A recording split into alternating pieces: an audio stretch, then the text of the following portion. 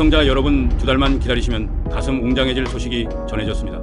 이재명 대선 캠프에 특급 인재들이 자발적으로 모여들고 있다는 기쁜 소식입니다. 그중 한미 FTA를 우리에게 유리하게 이끌어내고 청와대가 통상교섭본부장으로 김현종 외국어대 교수를 임명했습니다. 10년 전 참여정부 시절 한미 FTA 협상 타결을 이끌었던 인물로 이런 경험이 인선의 배경으로 보입니다. 한미 FTA 막판 협상이 진행 중이던 지난 2007년 3월 미국 측의 무리한 협상안에 김현종 당시 통상교섭본부장은 협상이 끝났으니 짐 싸서 돌아가라고 말합니다. 결렬 위기감을 느낀 미국 측이 협상 태도를 전향적으로 바꾸면서 최종 타결의 물꼬가 터졌습니다.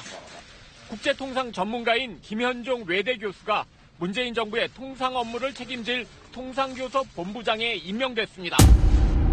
김 본부장은 참여정부 시절 45살의 나이에 같은 직책에 발탁돼 한미 FTA 타결을 이끌었던 인물입니다. 중국의 사드 보복 등 통상 현안이 산적한 상황에서 특히 한미 FTA 개정 협상을 염두에 둔 인사란 해석입니다. 미사일 주권을 성공적으로 되찾아와 오늘날 현무5가 있게 만들어준 우리나라 국익을 최우선하는 외교통상의 신 김현종 외교안보수석이 이재명 후보와 차기 정부에서 할 일을 이미 준비하고 있었다고 하는 가슴 찡해지는 소식인데요. 영상 보시죠. 제가 이재명 대표를 지지하는 이유 중에 하나가 우리나라 대통령은 그냥 유능한 게 아니라 매우 유능해야 됩니다. 각 분야별로 아는 게 많이 있어야 되고요. 근데 그 습득력이 굉장히 빠르시더라고요. 이재명 대표가. 이재명 대표한테 지금까지 보고를 한 30번 올렸어요. 아, 벌써? 계속 올렸습니다. 근데 그것을 이제 다 대화식으로 해가지고 코멘트 주신 다음에 그 팔로우업 질문도 있고 질문도 있고 해서 왔다 갔다 했었거든요. 만약에 정권이 바뀌면은 네 가지 분야에 집중해야 된다고 말씀을 드렸어요. 보고서를 올렸습니다. AI, 퀀텀, 그러니까 양자 컴퓨팅하고 6G하고 반도체. 이 분야에서 우리가 톱 클래스까지 압축 성장을 해야 될 것 같아요. 압축 성장. 네. 그러니까 앞으로 차기 정부에서는 국정 운영에서 중요한 개념이 가속입니다. 가속. 예, 감속을 하면 안 되거든요. 그래서 그 30년 성장할 것을 5년 안에 해야 되고 공무원들이 제대로 실력 발휘할 수 있게 그 정책 감사 같은 것도 좀 없애버렸으면 좋겠어요. 윤석열 정권을 어떻게 보셨어요? 지켜보셨을 거 아니에요? 네, 지켜봤는데 지켜봤는데 제가 봤을 때는 그 대한민국이란 우리 사회가 우리나라는 그 근간이 그러니까 필러가 4개가 있는 것 같아요. 자본주의, 민주주의, 자본주의, 한미동맹, 그리고 저는 이제 교회를 다니기 때문에 이런 표현을 쓰는데 기독교 가치관인 것 같아요. 이 4개 근간을 다 흔들었잖아요. 다 흔들었다. 네. 그래서 두 번째 문제는 국가 역량을 저하시켰다는 게 제가 봤을 때 문제입니다. 아, 국가 역량 저하시켰죠. 예. 그래서 쉽게 말하자면은 공무원들이 일을 안 하거나 아니면 일을 못하게 만들었고 무능해져 버렸어요. 그러니까 구체적인 예를 들자면은 트럼프 대통령이 그 상호 관세를 25%를 때렸을 때 국무위원이 선방했다고 말을 했어요. 산자부 장관이. 그랬어 아마? 그럴 가능성도 있겠죠. 선방을 했다고 했는데 그 논리가 뭐냐니까 일본 같은 경우는 이시바 총리가 가가지고 협상을 했는데 24%를 맞았고 우리는 가지도 않았는데 25%를 맞았다. 그런 논리로? 근데 그것은 뭘 쓸 관가하는 거냐니까 FTA 체결 국가 중에서 제일 높아요. 그래서 이것은 우리하고 이제 먼저 협상을 하겠다는 미국은 우리가 동맹국이기 때문에 먼저 협상을 해준다 이런 설명을 하는데 제가 봤을 때는 우리가 상대하기 쉽기 때문에 만만하니까 그렇죠. 그래서 근데 그 협상이라는 것은 항상 그 승자와 패자가 있지 않습니까? 근데 그것을 그 승자와 패자를 가르는 그 기준은 졸속 협상을 하는 사람이 시간에 밀려서 하는 사람이 항상 불리하게 돼 있고 그리고 두 번째는 협상을 할 때 정수 반대급부를 반드시 받아야 됩니다. 반드시 받아야죠. 예. 근데 반대급부란 것도 가시적인 반대급부지 상하원 앞에 가서 연설했다. 캠프 데이빗에 가서 회의를 했다. 이런 상징적인 거 말고 가시적인 거. 그렇죠. 다시 말하자면 명분은 저쪽에다 주고 실리는 우리가 챙겨야 되는 겁니다. 그래서 그 반대급부를 얼마만큼 받느냐가 그 협상의 성공 실패를 가늠하는 건데 한 겁니다. 윤석열 정부는 반대급부를 받아오는 걸 못 봤다. 그리고 이 국가 역량이 총체적으로 다운그레이드 됐다 이런 말씀이시네요. 보시기에. 좀 더 유능하게 국정 운영을 할 수 있죠.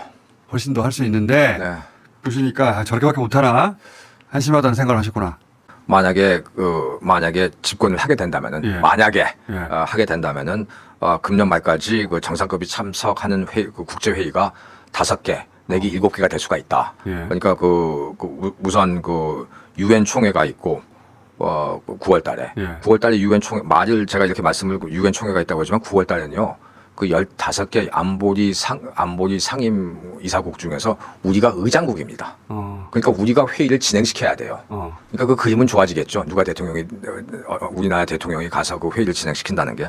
그게 끝나고 난 다음에 캐나다에서 G7 회의가 있고 이거는 뭐 가도 되고 안 가도 되고 이건 좀 신중하게 검토해 볼 필요가 있지만 그러고 난 다음에 나토 회의가 10월 24일부터 25일에 열리고 10월 31일은 에이펙 경주에서 에이펙이 있습니다. 예. 에이펙에서는 이제 이시바 총리부터 시작해가지고 트럼프 대통령 그리고 푸틴, 시진핑 대통령이 다 오게 될 텐데 여기서 우리가 외교 현안들을 많이 풀어야 됩니다. 많이 해결해야 됩니다.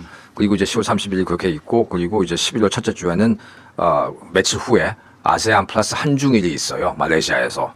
그리고 11월 말에는 G20가 있습니다. 그래서 이런 것에 대해서 보고를 드릴 때 우리도 이제 G7에 G7의 그 회원국으로 가입을 해야 되는데 이런 것에 가입하게 되면은 그 국민들도 그 국뽕을 느끼면서 좋아할 것이다라고 이제 이런 보고서를 어떻게 하면 G7에 가입할 수 있는 것인지 이런 것에 대해서 설명을 드리고 그리고 이제 찬조 연설에 제가 언급했듯이 우리나라 지도자는 외교 안보 분야에서는 굶어 죽지 않고 맞아 죽지 않는 그 기술에 대한 노하우가 있어야 된다는 것을 이제 얘기하면서 비대칭 재래식 무기의 중요성을 또 강조를 해드렸죠. 아마 이재명 대표께서 국방과학기술연구원도 곧 방문하실 거예요. 그 우리나라의 어떻게 보면 그 보물인데 거기서 이제 미사일 우리나라 미사일의 정확도가 굉장히 높거든요. 그래서 현무 4나 현무 5 같은 이미 일을 많이 하고 계시네 지금. 그리고 사장님. 인공 눈 귀를 그러니까 판독 기능이 있는 인공위성하고 드론하고 이번에 우크라이나 전쟁에서 AI를 탑재한 드론하고 핵 추진 잠수함하고 레이저, EMP탄 이런 것에 대해서 중요성에 대해서도 이제 이 대표님한테 보고를 계속 드렸고 세 번째는 이제 공급망에 대해서 말씀을 드렸는데 이게 결국은 미국의 공급망과 중국의 공급망이 이렇게 생길 것인데 그래서 해양 세력인 미국과 일본과는 굉장히 긴밀한 관계를 가져야 된다.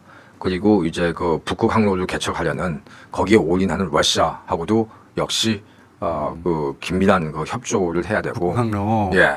그리고 그랬더니 이제 북항로 얘기가 거기서 나왔구나. 예. 예. 그래서 일본하고의 관계에 대해서도 이제 질문을 하셨길래 아주 쉽게 설명을 했죠. 조슈와 사츠마가 협력했듯이 조슈 사츠마가 협력했듯이 우리는 일본하고 긴밀한 관계를 가지고 가야 된다. 그래서 구체적으로 예를 들자면 우리가 K 방산 차원에서 무기를 수출 많이 하는데 일본이 부품 소재가 많다. 그러니까 그것을 우리가 일본하고 협상해가지고 그런 것을 또 사용할 수 있는 방법도 있어서 일본하고 관계는 그렇게 갖고 가야 되고. 러시아 같은 경우는 전쟁이 끝나면은 이제 EU나 미국 기업들이 못 들어가고 푸틴 같은 경우는 지금 한국 기업들한테 기대가 크거든요. 그래서 거기에 대한 러시아 시장 같은 경우는 옛날에는 전쟁 전에는 우리한테 그렇게 좋은 시장은 아니었어요, 솔직히. 10,000원짜리를 100장 찾는 시장이었거든요. 100만 원짜리 수표가 없어가지고 이제는 100만 원짜리 수표들이 있지 않습니까? 그래서 그런 것을 말씀을 드렸고. 작년에 미 대선이 있었지 않습니까? 네. 그때 제가 대선 보면서 김현종 사장님은 이럴 때 가만히 있을 리가 없는데 트럼프가 당선되기 전에 트럼프 사람들을 미리 만났을 텐데 했거든요. 그래서 제가 오늘 사실 인터뷰 전에 트럼프 사람들 미리 만나지 않았냐고 그랬더니 보내주신 표가 있어요. 자, 그거 한번 떼어보세요. 이게 인터뷰 미 대선에서 트럼프 사람들을 만난 명단 좀 알려달라고 그랬더니 보내주신 거예요, 이게. 예, 제가 이거 보면서 질문 드려볼게요. 예. 근데 이렇게 많이 만날 줄 알았어. 예. 여기 가운데부터 얘기 물어볼게요. 저 정가운데 보면은 아이오와주 상원의원, 몬타나주 상원의원 이런 분들 만났는데 이분들은 왜 만난 겁니까? 스티브 데인스 몬타나주 상원의원하고 저 위에는 조니 얼스트라고 이제 군사위 상원의원인데 저 두 분이 예. 트럼프 대통령과의 미 상원과의 소통 채널로 지금 돼 있습니다. 그래서 그게 눈과 귀의 역할을 해주는 거죠. 미 상원과 소통 채널이 이 두 사람이에요? 네, 그렇습니다. 그래서 그 전부터 여러 차례 두 사람 다 만나서 친분이 있는 사람들이라서 이제 그 조니 어스트 같은 경우는 그 트럼프 일기 때 한미 FTA 그 종료된다는 뉴스를 듣고 아이오와주에서 차를 운전하다가 길에서 스톱한 다음에 백악관에다 전화 건 다음에 그 반대한다고 이제 그 종료하는 거 반대한다고 전화까지 해주신 분입니다. 자, 그 두 사람 이거 언제 만나신 거예요? 이게 언제 투어를 하신 거예요? 참고로 이제 그 총수 외교안보라는 것은 이 연속성이라는 게 있기 때문에 네. 그리고 그 대한민국은 또 영원하기 때문에 이것은 이제 지속적으로 교류를 해야 됩니다. 그리고 저는 책상에서 공부하는 것도 중요하지만 필드 워크를 하기 때문에 직접 그 결정권자를 만나서 그 사람들이 그 어떤 정책을 수립하고 어떤 생각을 하고 있는가 그리고 그래서 이번에 미국에 가서 텍사스, 플로리다주 같은 경우는 그 마라라고가 있는 데 아닙니까?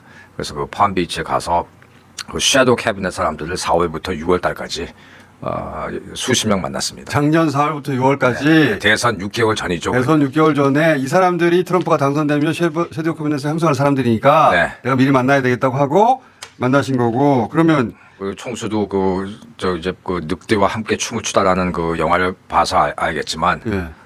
중요한 것은 저는 이제 그 백인들의 정서를 정확히 파악하는 게 중요하니까 거기 가서 이제 그 섀도우 캐비넷의 사람들이 어떤 생각을 하고 있고 그러니까 그 어떤 이슈들에서 우크라이나 전쟁에서 트럼프가 누구 편을 왜 들을 것인지 그리고 그 파나마 운하 반환은 왜 하는 것인지 그린랜드에 왜 관심이 있는지 이런 것, 그 중국은 어떻게 견제할 것인지 이런 것에 대해서 쭉 이제 그 사람들하고 대화를 나눴었죠. 대선 6개월 전에. 예. 대선 6개월 전에. 그럼 제가 또 농담으로 여쭤볼게요. 여기 보면은 상원 의원을 만난 건 알겠는데 보면은 보좌관도 만났어요. 앤디 베이커. 보좌관급을 왜 만나신 거예요?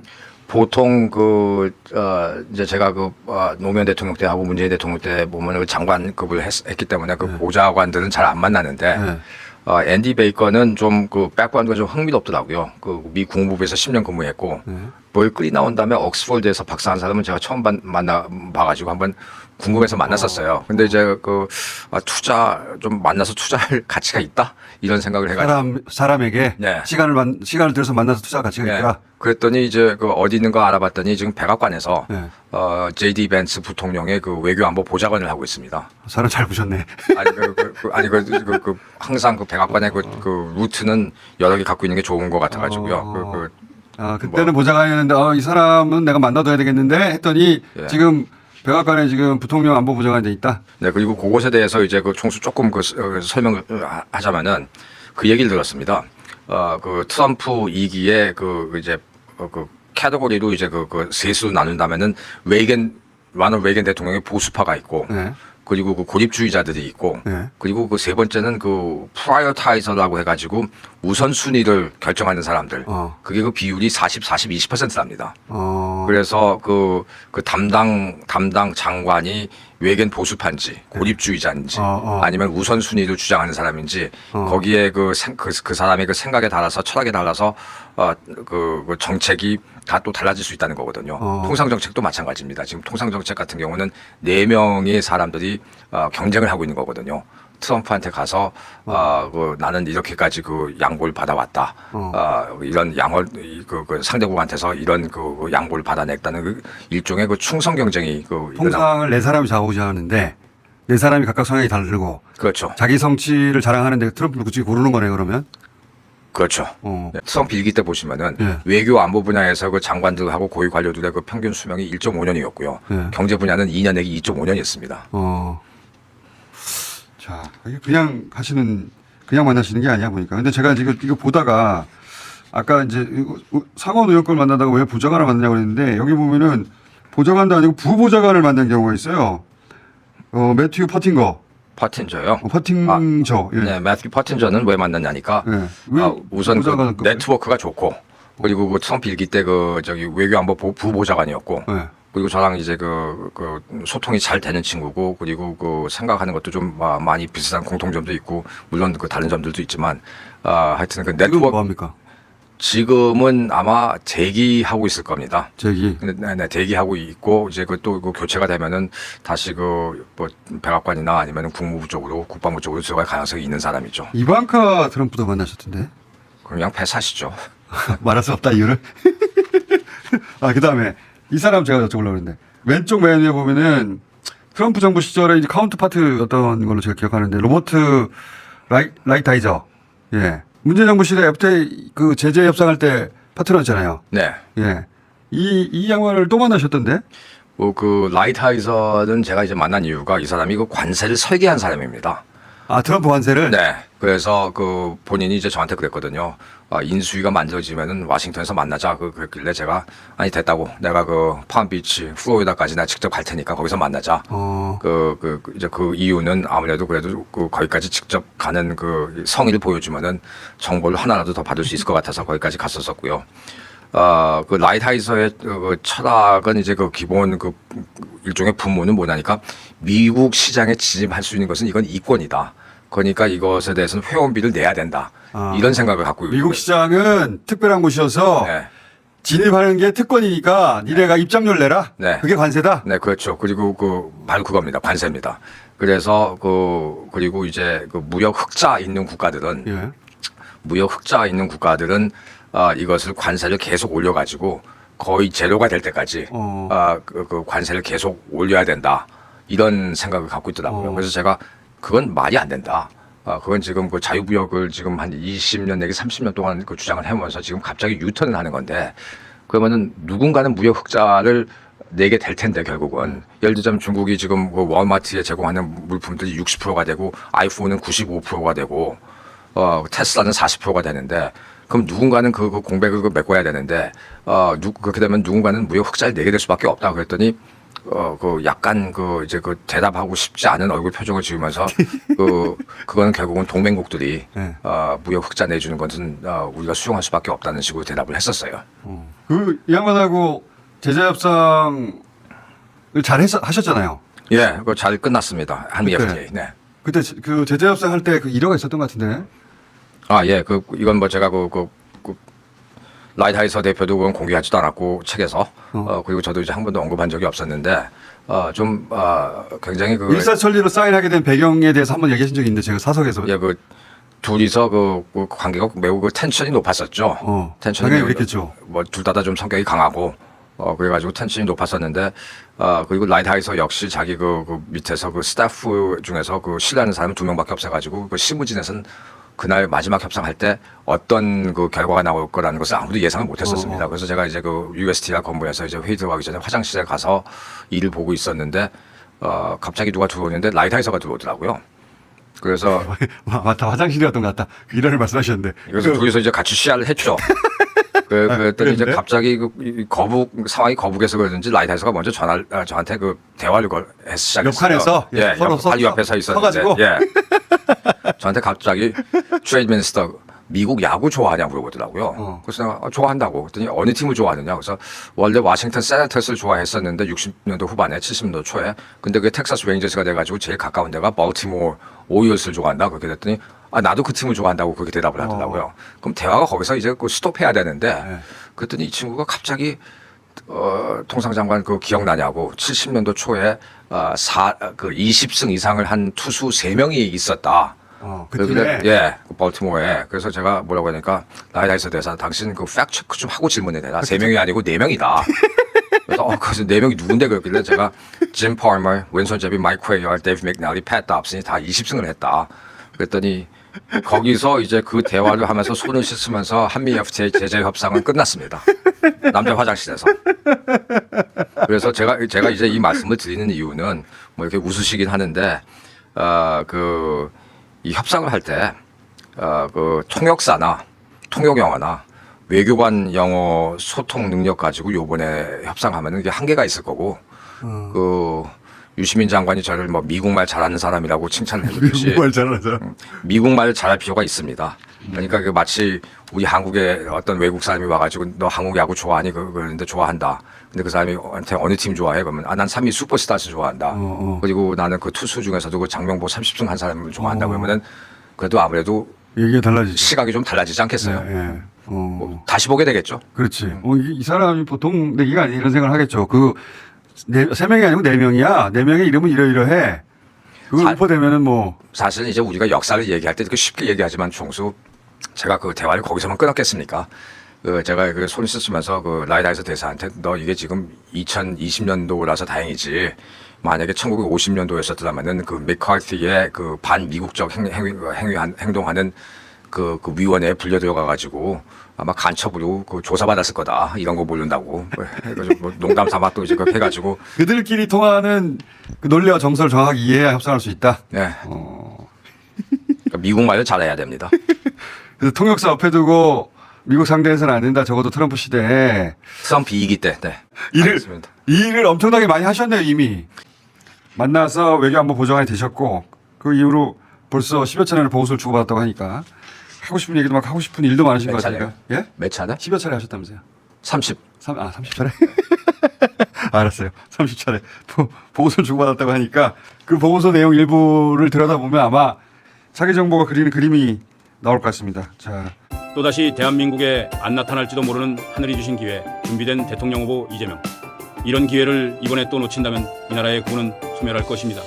준비된 위대한 대한민국 이재명을 뽑을 준비가 되었다면 구독, 좋아요 눌러주세요.